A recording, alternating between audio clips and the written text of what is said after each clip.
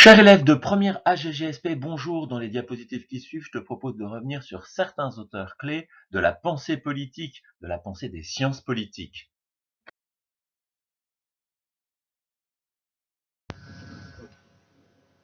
La science politique partage avec les sciences sociales des méthodes d'investigation similaires qui se sont en fait affinées au fil du temps.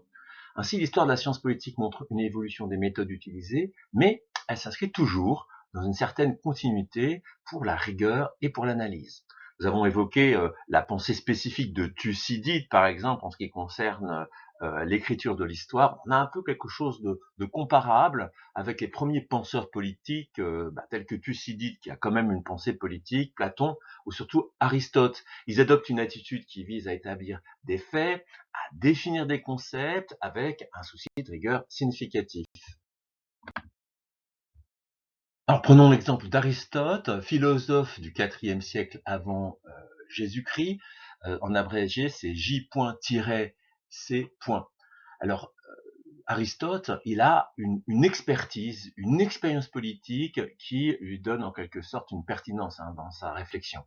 Il a connu Athènes, il a été le disciple de Platon, il a voyagé en Grèce et donc il a vu un certain nombre de régimes politiques. Il a été, figurez-vous, tuteur d'Alexandre le Grand, ami du roi de Macédoine, et donc il a vraiment acquis une réflexion politique, une expérience en côtoyant le pouvoir, et il a réalisé une œuvre majeure qui s'appelle La politique. Vous trouverez aussi le titre Le politique, qui résulte de ces diverses expériences. Alors, il assoit donc dans cette politique un certain nombre de concepts.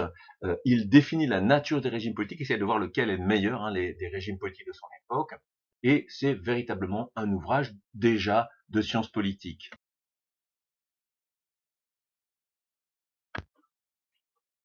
Nous allons voir le XVIIe siècle est une période de formation et d'affirmation de l'État au sens moderne du terme, et en conséquence, on a une pensée politique qui accompagne cette maturation de l'État.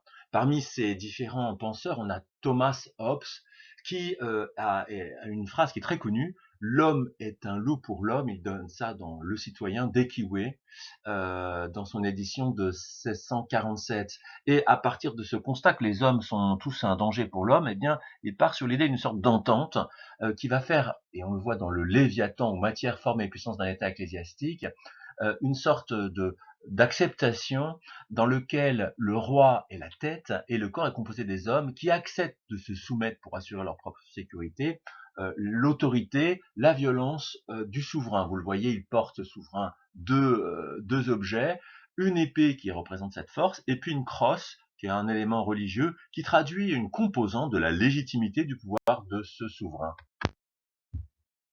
Un autre moment privilégié de la pensée de l'État, c'est la Renaissance, en particulier avec les États morcelés de l'Italie qui connaissent des compétitions, nous le savons, sur un plan politique, militaire, culturel. Alors on citera bien sûr Machiavel et son ouvrage majeur, Le Prince. Au XVIe siècle, donc, Machiavel décrit les méthodes pour devenir prince et surtout le rester en analysant des exemples de l'histoire antique et de l'histoire italienne de l'époque.